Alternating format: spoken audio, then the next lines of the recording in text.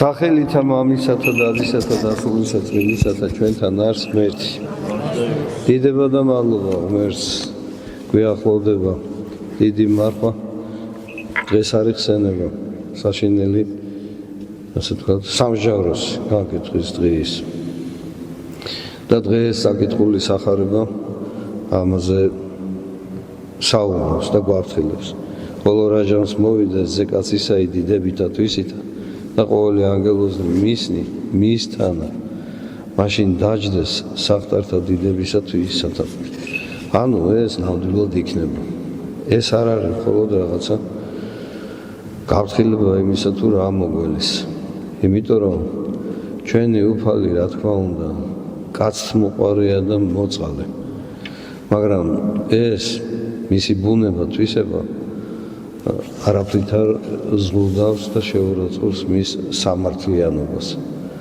არის კაცმოყვარე და მოწყალე, მაგრამ მიმოდროულად არის სამართლიანიც. უდანოში მამები, როდესაც რომ სულის ხორცისაგან გასვლის ჟამს ღვთით მიიღებდნენ უწყებლად, მაშინ იწყებდნენ ტირილს, შემოხრებდნენ ყველას თავის გარშემო და ძმობა გაკვირვებული იყო და ეკითხებოდნენ, ნუ თუ მამაო შენს ტირი და მაშინ მამები ეუბნებოდნენ, რომ მე კი ვიშრომე ძალისეულ ჩემისა, მე კი ვევედრე უფალს, მაგრამ არ ვიცი სათნო იყო თუ არა ღმერთს ჩემი შრომა. მეუდაბნო მამები ამბობენ. ეფრემასური აი ახლა უკვე დაიწყება ეს წინა კვირეები ხო მომზადება არის ჩვენი სულის მარხვისათვის და სინანულისათვის და ეს ყოველ კვირას საკითხული სახარებები თანდათან მიგვაახლებენ აი რაც დღეს სახარებაში მოვეშინეთ გონებით სულით განკითხვის აი სამსჯავროს და შემდეგი კვირა უკვე 60-დან განდევნის კვირა იქნება. ანუ ეკლესია ამზადეს ადამიანებს რომ აი ეს ღვთითმოცემული სიცოცხლე ამ ხილულ სამყაროში გამოვიყენოთ გონივრულად, რომ შევამზადოთ ადგილი ძალისეულ ჩვენისა სასუფეველში. ეს წუთისოფელი მოგვეცა, რომ ვიშრომოთ მომავალი ცხოვრებისათვის, სიხარულისათვის. სხვანაირად შეუძლებელი იქნება. და აი ეფრემასურიც კი სიღმაწვილეში სხვანაირი ესეთი ფიცხი ხასიათი ჰქონდა და სამართლოდ დაიჭირეს ცილი დასწამეს. როცა რომ საპრობილეში იყო გაახსენა ადრე ნათქვამი.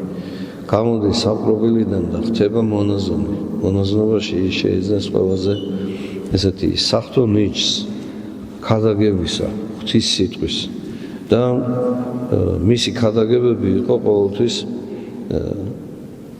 ღრმად სულში ჩამწნილი. რატო? იმიტომ რომ პირველს რასაც იწყებდა თავის განკითხვით და მსმენელი იყო ამით ძალიან შეძრული და ღირსი მამა ეფრემი თავის თავსაც ამხელდა და სხვასაც მოუწოდებდა.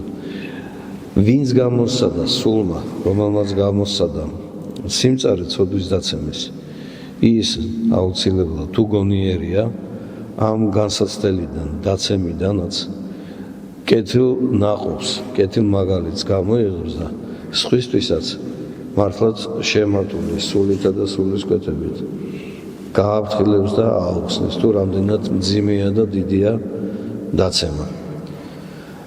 დღევანდელი სახარებაც ამას ამბობს, მოვა და დაჯდება უფალი და შეჰკრებენ მის წინაშე ყოველსა ნათესავსა და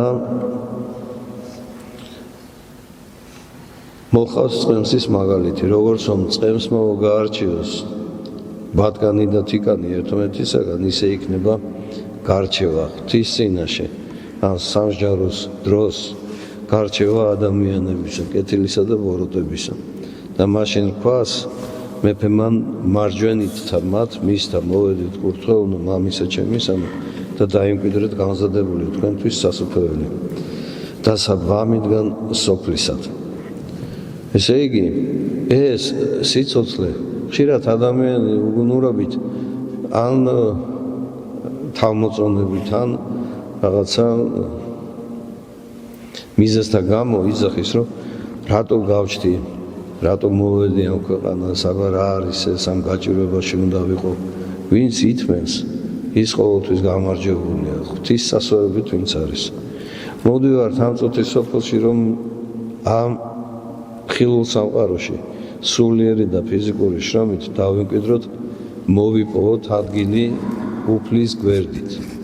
იმიტომ რომ უფლის გვერდით ყოფნა არის სამოთხე, სასופველი და უფლის მოშორებიდან ყოფნა არის ჯოჯოხეთი. ეს დაახლოებით რო შევადაროთ მშობლიური სიყვარული, დედის, მამის სიყვარულის, ამ მშობელთა სიყვარულის გარეშე როგორი იტანჯება ხო სული და შორს თუ არის მშობელი როგორი განსაცდელი აქვთ შვილებს. იმიტომ რომ ვერ ხედავენ მოალერსე მშობლებს, მამას, დედას და შემდეგ ეს სხვა 1000 რაღაცა განსაცდელში გადაიზრდება. ისე ვართ ჩვენ, ღმერთმა მოგცა ჯილდოთ და მოგცა საჩუქრად ცხოვრება, რომ ეს ცხოვრება ჩვენ ღვთისდიდებისთვის გამოვიყენოთ, გავლიოთ და სულს მივცეთ დაუსრულებელი სიხარულის, სასופვლის შესაძლებლობა.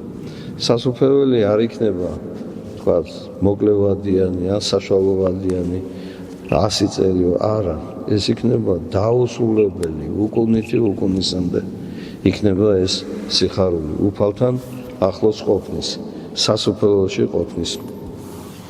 და მეორედ მოსვლისას უფალი იქნება განსხვავებული თავისი ბუნებითაც და დამოკიდებულებითაც. პირველად მოვიდა, გვახსოვს ხო, შობის ღამეს ბაგაში მიიწვინა. ერთი პატარა ოთახი ქოხიც კი არ აღმოჩნდა, რომ ღმერთკაცი, ღმერთი განხორციელებული, რომელმაც ყველაფერი შექმნა, ხილული და უხილავი მოსულიყო, მოვიდა და ერთი ადგილი არ აღმოჩნდა, რომ იქ თავი მიედრიგა ოჯახს, წმინდა ოჯახს. მოვიდა ყველაზე თავმდაბლად, ბაგაში მიაწვინეს და პირველი მისი შობისა ამბავი ანგელოზებმა მწყემსებს ახარეს. არადა იოანე ნათლისმცემელი, როცა რომ იორდანეზე ხედავს სულიწმინდით ამჩნევს თუ ვინ არის მის წინაშე მომავალი, ამბობს როგორ განვანათლო მე ნათელი სანთელმან და ხმა ისმის, ეს არის საყვარელი ჩემი ძე, მისი ისმინეთ და ამ დროს სულიწმინდა გადმოდის. საოცარი რამ იყო ზეცის და ქვეყნის შეერთება. აი ეს ღმერთი, ღმერთკაცი თავისი შობით მოდის და გვასწავლის ყველაზე თავმდაბლად და როდესაც იქნება მეორედ, ასე ვთქვათ, განკითხვის დღე, მეორედ მოსვლა უფლისა, მაშინ იქნება ის სულ სხვანაირი. მოვა უკვე ჩვენთვის რომ გვაცხონოს, სამსჯავრო მართალი მსჯავრი აღასრულოს და ჩვენ თითეულს, ჩვენი ღვაწლის, შრომის და ღვთისადმი ერთგულების სანაცვლოდ განგვიწესოს ადგილი, თუ სად უნდა ვიყოთ. რადგან უფალზე ხო ამბობთ ყოველთვის, რომ გულთან ხილავია. ადამიანები პირის სახეს ხედავთ და უფალი კიდე ხედავს გულს და გონებას, ფიქრს, რომელიც კი არ უფიქრია. და იცის ჩვენი ყველა აზრი და სურვილიც. აი ამ საშინელი სამსჯავროს დღეს, განკითხვის დღეს, ყველაფერი ყველასათვის გამოჩნდება და სახილველი იქნება. და აი მაშინ იქნება დიდი ესეთი ძრწოლა, შიში და სირცხვილი, ხო? როგორი არის ახლა რომ წარმოიდგინოთ თითოეულმა. და უფალი გვაფრთხილებს, როდესაც ებრაელებს ელაპარაკება. იგავურად ელაპარაკება, მაგრამ ყველაფერს მართალს ეუბნება. წარსულსაც წინასწარმეტყველებს უხსნის, აწყოზეც და მომავალზეც. და დაგიდგინეთო თქვენო, ცველად ანგელოზნი რჯული მოგეცით, წინასწარმეტყველები მოგივლინეთ, თუ როგორ უნდა გეცხოვრათ, თქვენ კიდე არ ისმინეთ მისი და მე ვენახი სიგავი გახსოვთ ალბათ როდესაც რომ ყველა წარმოგზავნილი ურჩმა და მრისხანე გულზურმა ადამიანებმა დახოცეს და შვილი გამოაგზავნა და კიდევ იმედიანად არის წარმოგზავნილი რომ თუ კი გაიგებენ რომ შვილი ეს ჩემი იქნება შერცხვეთ შეიგდიმონ და მაშინ ნათქვამი სიტყვა სწორად შეასრულა და ეს ჩვენი მცველი ანგელოზები ყოველთვის ჩვენთან არიან ეს ანგელოზნიც არიან მცოდნენი ყველაფერი ჩვენი საქმისა მაგრამ არიან პირუთვნელნი მათი მოსყიდვა ვერაფრით ვერ მოხდება ანგელოზი მამები გვასწავლიან ანგელოზი ადამიანს სულით ასწავლის რა არის კეთილი და რა არის ბოროტი ყოველთვის გვაფრთხილებს და ყოველთვის გვეუბნება რომ უჯერო ღვთისთვის არ მოსაწონი არ გავაკეთოთ მაგრამ ადამიანი სუსტია თავის ბუნებით და მაინც ყოველთვის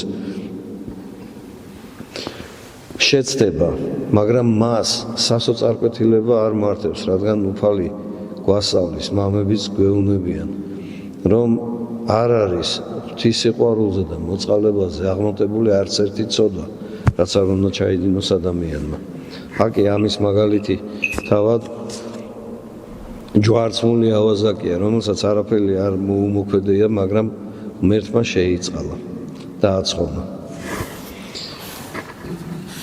სახარებაში წერია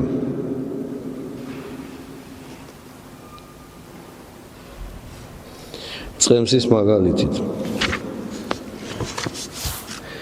და დაადგენს სხვას მარჯვენით მისსა და თიკანსა მარცხენით ეს სახე არის თქვა თიკანი და ბატკანი ადამიანებისა ბატკანი რომელიც კეთილგონიერია ხოლო თიკანი რომელიც ყველაფერს ხედავს მაგრამ მაინც ურწმუნოებაში და სულიერ სიბნელეში რჩება მაშინ რქვას მეუფემან მარჯვენით და მათ მისთა მოვედით კურთხეულნო მამისა ჩემისანო და დაემკვიდრეთ გამზადებული თქვენთვის სასუფეველი დასაბამიდან სოფლისად რამე თუ მშიოდა და მეცით მე ჭამადი წყუროდა და მასვით მე უცხო ვიყავდა შემიწყნარეთ მე შიშველ ვიყავდა შემოსეთ მე სნეულ ვიყავ და მომხედეთ მე საპრობილესა ვიყავ და მოხვედით ჩემდა მაშინ მიუგო მას მართალთა მადარ ქვეს უფალო ოდეს გიხილეთ ჩემში ერი და გამოგზარდეთ ანუ წყურველი და გასვით შენ ოდეს გიხილეთ შენ უცხოდ და შეგიწყნარეთ ანუ შიშველი და შეგმოსეთ შენ ოდეს გიხილეთ შენ უძლური ანუ საპრობილესა და მოვედით შენ და უფალი ამბობს და მამების გვასწავლიან რომ მოწყალებას რომ გავცემთ ვაძლევთ არა იმ თხოვნელს არამედ თავად უფალს ვამბობთ და ერთ წმინდა მამას ესეთი გამოცხადებაც ჰქონდა იყო ძალიან მოწყალე ეს ფიქრი ყოველთვის აწუხებდა რომ როგორ არის ახლა რომ უფალს ვაძლევთ როცა რომ ვიღაცა თხოვნელია თქვა გლახაკი და იმდენად უყვარდა ეს მოწყალების საქმე რომ აი უკანასკნელს გაიხდიდა და იმას მისცემდა ყველაფერი დაარიგა არაფერი აღარ ქონდა და ზამთარია მოდის და ხედავს რომ მის წინ დგას უპოვარი არაფრის მქონე შიშველი და რაკნას და გაიხდის თავის შესამოსელს და აძლევს მას და როცა რო აძლევს ამას რა თქმა უნდა ეს ფიქრი კიდევ აწუხეს მიდის თავის სამყოფელში და ღამით ეჩვენება ქრისტე იმ სამოსელში რომელიც მან იმ უპოვარ ადამიანს მისცა და აი მაშინ მისთვის ცხადდება რომ ეს მოწყალების გაცემა ხდება უფლის მიმართ და არა თქვათ იმ ვიღაცა მთხოვნელის მიმართ ხშირად ხდება ადამიანები კითხულობენ აი მივდივარ და ხედავ ლოთია და თხოვს ფულს რა ვქნა მივცე თუ გაქვს მიეცი თუ არ გაქვს სიტყვა მაინც უთხარი მანუგეშებელი ან თუ რაღაცა არის სულმცირედი მაინც მიეცი ისე ნუ გაუშვებ რადგანაც ის თუნდაც რომ მიტყუებოდეს ჩვენ რა შეგვიძლია გუნთამხილავი ღმერთია თითეული სიტყვისთვის და საქმისთვის აუცილებლად მათ მოჰკითხავთ. როგორ მიცეთ, როცა არაფერი არა მაქვს, ნუ დამწუხდები, თავმოწონებით, ნუ იგვემები. თქვი, რომ არა მაქვს, ჩემო კეთილო მეგობარო და ალბათ ღმერთი ჩემზე უკეთეს შეიძლება ისაც შეგახვედროს რაღაცა ისეთი უთხრა და გაიარე. რადგანაც მოწყალების საქმე არის ისეთი საქმე, რომელიც დიდად შეეწევა თითოეული ადამიანის ნებითუნებული ჩადენილი ცოდვების შენდობის აი ამ მიტევების საქმეს და როდესაც რომ უფალთან აი ამ საშინელი სამჟავროს დღეს, განკითხვის დღეს წარდგებით, მოწყალება არის ყველაზე ერთ-ერთი დიდი და დიდად მოქმედი საქმე. იყო ერთი პეტრე მოწყალე. სანამ პეტრე მოწყალე გახდებოდა, მანამდე იყო ძალიან უწყალო. მოკლედ ვერანაირად ვერ გააკეთებიებდა ადამიანი მოწყალებას. მის სახლთან ახლოს არიან თხოვნელები, არაფრის მქონენი ადამიანები და ერთი ამბობს, რომ დღეს პეტრეს აუცილებლად მოწყალებას გავაკეთებია. თითქოს აი რაღაცა შეჯიბრებით იყო. გამოდის პეტრე, მიდის საყიდლებზე. ეს ის დრო არის, როდესაც ურმებით, ფორნებით დადიოდნენ. მიდის და მოსდევს ახლა ეს ათხოვარი და ეუბნება, პეტრე, მომეცი მოწყალება. ესე იგი, რატო ვიზახი ახლა, რატო ხსნი ამას, რომ ურმითა და ფორანით მიდის, ხო? ესე იგი, არც თუ ისე სწრაფად მოძრაობს, იმიტომ რომ მთელი გზის განმავლობაში, თქვათ, საყიდლებამდე, ბაზრამდე, რო ვთქვათ, გარკვეული დრო იყო, იქითაც მიხვდება ეს თხოვნელი და უკანაც მოხვდება. და ეს პეტრე ახლა რადგან უწყალოა, ესე იგი, მრისხანეც არის. და მოკლედ მისდევს ეს არ აქცევს ყურადღებას, ბრუნდება ახლა სახლში. მოსდევს და ისევე უნდა პეტრე მომეცი მოწყალება. სთხოვს. და რა საოცარი, ესე იგი, იმდენად გაბრაზდა შინაგანად, რომ გარეგნულად იწყებს ამის გამოხატულებას და ქუჩაში იწყებს ქვის ძებნას. მაგრამ ქვით მოგებულ ქუჩაში ქვა ვერ იპოვა. და ესე იგი, ამ თავის მრისხანების, ასე ვთქვათ, უგუნურ, უღონო სიცოცხლეში იღებს ერთ, ასე ვთქვათ, პურს ნაყიდი პროდუქტიდან და ქვასავით ესვრის. ქვასავით ესვრის და ეს დაიჭერს ამ პურს და მადლობა შეწირავს ღმერთს და გარბის. მოდის პეტრე და სახლში დააბინავებს ამას ყველაფერს და დაიძინებს, დაისვენებს და ხედავს ესეთ სიზმარს. ნათლის ანგელოზები და ბნელი შავი ანგელოზები დგანან სასორის გვერდით, აქეთ და იქით. და ორი ჯამია პინაკი. ერთი არის ბნელი ანგელოზის მხარეს დახვევებული არის საქმეების გრაგნილებით, ხოლო ნათლის ანგელოზის მხარეს ცარიელია ჯამი. და რა თქმა უნდა, ამ შავი ანგელოზის მხარეს არის დახრილი, დაქანებული ეს სასორი. და ეს მის ლაპარაკი, ეს სული ნამდვილად ჩვენია, ამას არაფერი კეთილი არ გაუკეთებია. ამიტომ ეს სული ჩვენია, ამას არაფერი არ გადაარჩენს. ხოლო ნათლის ანგელოზები ერთმანეთში საუბრობენ. მართალია ამას ესეთი კეთილი საქმეები არ აქვს, მაგრამ დღეს დილით ერთ გლახაკს პური გადაუგდო, პური ესროლა.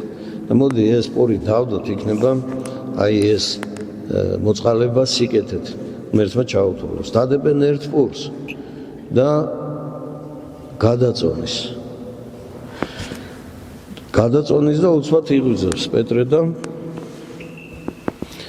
განკვირვებაშია. და გულისმის ყოფა მიეცემა ხვდით, თუ კი ასე გაბრაზებით ნასროლი პური ღმერთმა მოწყალებად ჩაუთვალა პეტრეს, მაშინ შენი ნებით ასრულებული მოწყალება რაოდენ უფრო დიდი და მრავალი ცოდვების მომტევებელი იქნება. რო იტყვიან, ეს სამი იყო, ეს წუთი იყო, ეს დღე იყო და პეტრე გახდა მოწყალე. გახდა მოწყალე იმ ზომით, რომ ბოლოს რო აღარაფერი არ ქონდა და ვიღაცა მთხოვნელი დახმარებას თხოვდა, მიეყიდა მონად სხვას და აღებული ფული მისა იმ მთხოვნელს. მოკლედ მოწყალების საქმე არის ძალიან დიდი.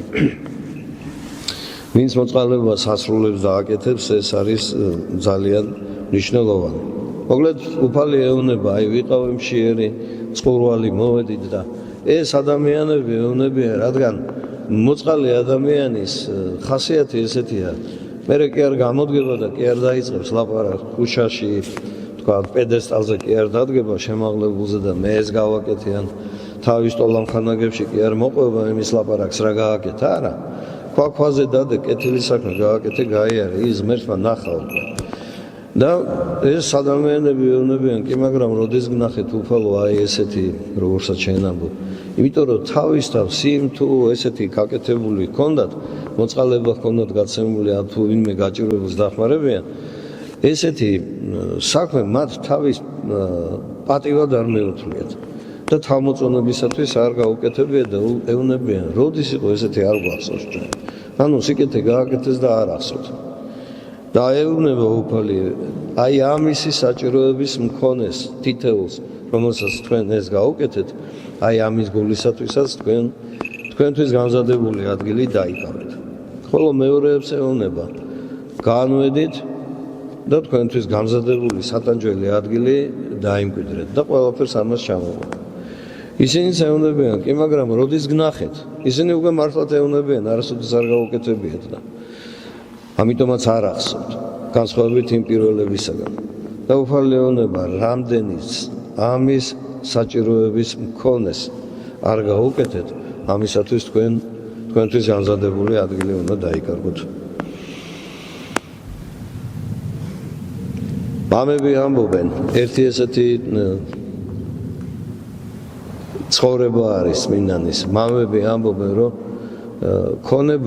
ქონება ისეთი არის, რომ თქვათ ძარცველი ყაჩაღი არის დამზერილი და უყურებს აბა როგორ გაძარცვოს და მოიპაროს. ან რაღაცა მოშურნია და აღონებს ამას. ქონების შენახვა შეიძლება მოწყალების საქმით, გაცემით, ქველის მოქმედებით შენი ქონება შეინარჩუნო. ოღონდ ამ ქონებას ინარჩუნება არა აქ ხეულ სამყაროში, არამედ აი იქ უფალთან სასუფეველში. მოკლედ ერთი ესეთი ცხოვრება არის. ქრისტიანები ცხოვრობენ, მეფე აძლევს ფულს და ამ ასე ვთქვათ, მხარის ეპისკოპოსი, მღვდელი და მისი დამხმარე ადამიანები ამ თანხით აკეთებენ თან დიდძალოქროს აძლევს. აკეთებენ მიუსაფართა თავშესაფარს, სასადილოს, უფასოს და მოკლედ ამ გაჭირვებულებს ეხმარებიან. მოდიან ტარვალები, იწყებენ დევნოს ქრისტიანების და ვიღაცამ ანგარებიანი დაასმეს ამ ტარვალებთან, რომ ამათ ბევრი ოქრო მისცა მეფემ. და დაიბარებენ, დაიჭერენ უпроსორეთ, ვინ დაიბარებდა, დაიჭერენ ამათ მოიყვანდნენ, ეუბნებიან, რა უყავით ის ოქრო. იმიტომ რომ ვინც დაასმინა, იმასაც იმედი აქვს, ესე იგი ამ გამცემლობისთვის რაღაცა თვითონაც რომ გამარჩეს. ხო და რაზე გველაპარაკებთ? აი ოქრო რომ მოგცეთ თქვენ მეფემ რა უყავით. ეხავე განახებთო სადაც არისო. ოღონდ რამდენიმე დღე დაგჭირდებოდა და აუცილებლად განახებთ დასამალი რა არისო.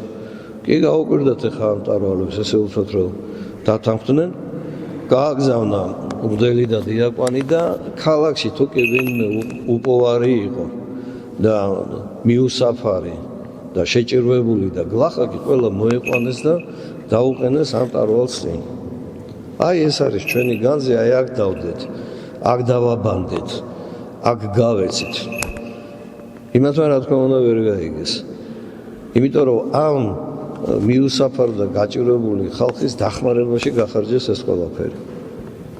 ისე არის ჩვენი მდგომარეობაც. თუ კი რაიმე ქონება გვაქვს, დიდძალი, შეგვიძლია ღვთითმოცემული საშუალებით მოწყალების გაცემისას შევინახოთ და დავაგროვოთ აი იმ ადამიანების სულსა და გონებაში, გულში, რომელთაც ვეხმარებით. მაგრამ ამას უფალი ხედავს და იქ ყველაფერი აღრაცხილი არის.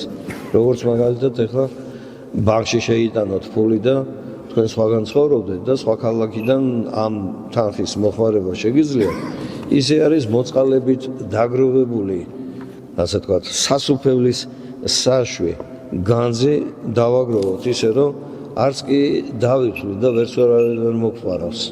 და ეს გვექნება და როდესაც ღვთისწინაშე წარდგებით, აი ამ უანგარიშო, ულევი საშუალებით ოქროთი, სხვანაირი ოქროთი ღმერთი, ასე ვთქვათ, გამგვიწესებს ყველაზე კარგ ადგილს.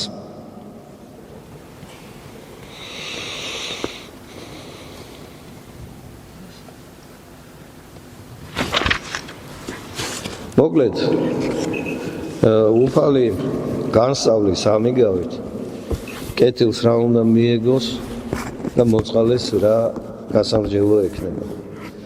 შემდეგ მოციქულები ყოველთვის გვასწავლიან, თუ აი ასეთი საქმის კეთებისას ღმერთი ამ ხილულ სამყაროში რით აჯილდოებს ქრისტეს მოყვარე ადამიანს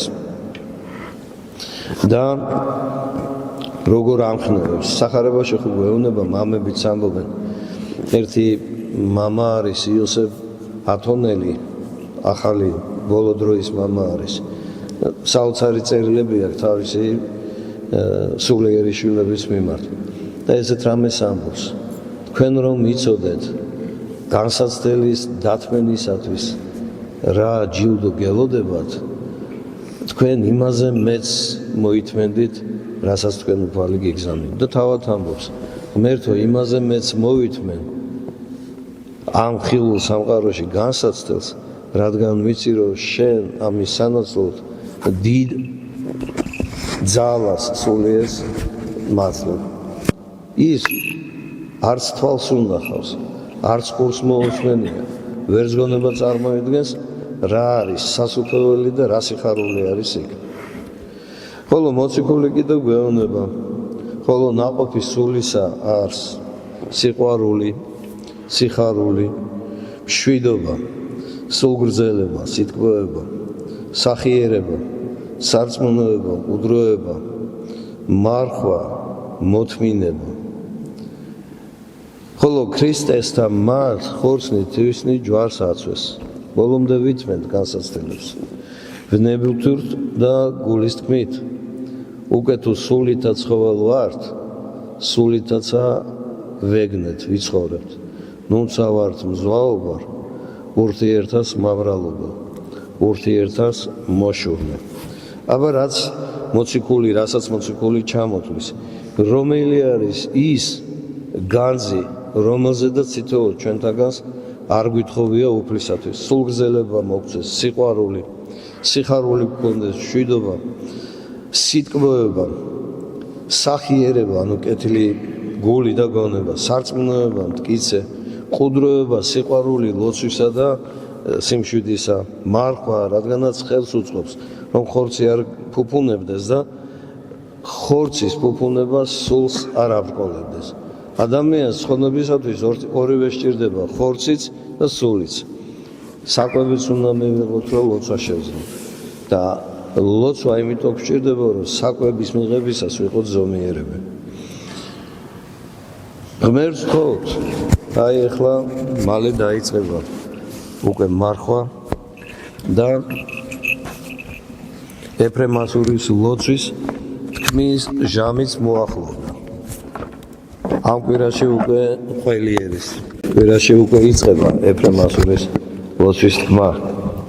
ღმერთს ვთხოვთ, რომ ამ საშინელი სამჯავროსათვის ჩვენი სულიერი მზადყოფნა იყოს ჩვენი ძალისაებრ. იმიტომ რომ ღმერთმა უკეთესად იცის ჩვენი სათხოვარი, რომელი არის სულის სასაშენებელი და რომელი თქვათ სულისთვის არასასარგებლო.